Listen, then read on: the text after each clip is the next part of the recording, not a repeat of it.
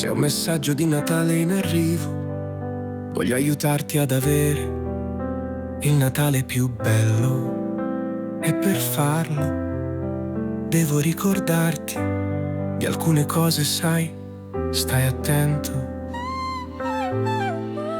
Sii consapevole dei tuoi sentimenti e di come sono collegati alla tua vita.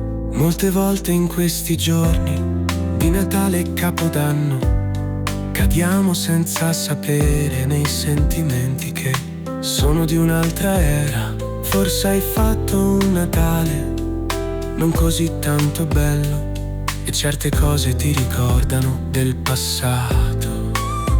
E se tu come me vieni da un'infanzia dura, sei in grado di avere queste sensazioni. Voglio ricordarti che niente deve essere perfetto. Quel pasto perfetto, quel regalo perfetto. Ricorda che ciò che è più importante è l'intenzione dentro al cuore.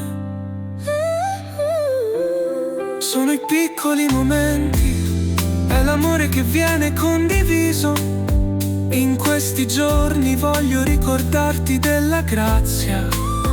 Questo periodo può essere molto intenso. Va bene riposare, va bene dire di no.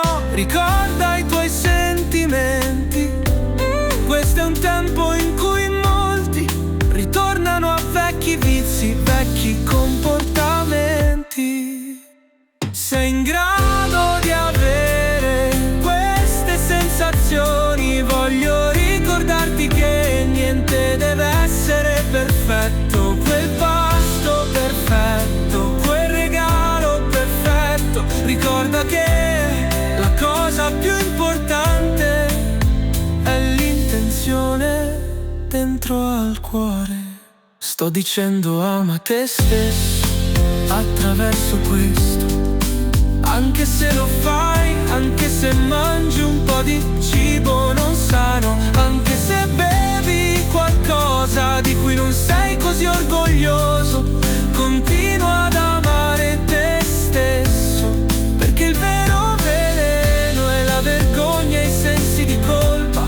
Ricorda che stai creando la tua realtà, quindi se sei così forte come persona, sei anche in grado di creare il Natale più bello e il più bel Capodanno che tu hai mai avuto. Lasciati amare tanto come ami gli altri. Saluta i tuoi amici in questi giorni, assicurati che la famiglia stia bene. Manda quel messaggio in più, capisci a me. Più di tutto voglio augurarti un buon Natale e spero che fai un dei più belli che hai mai passato. In bocca al lupo.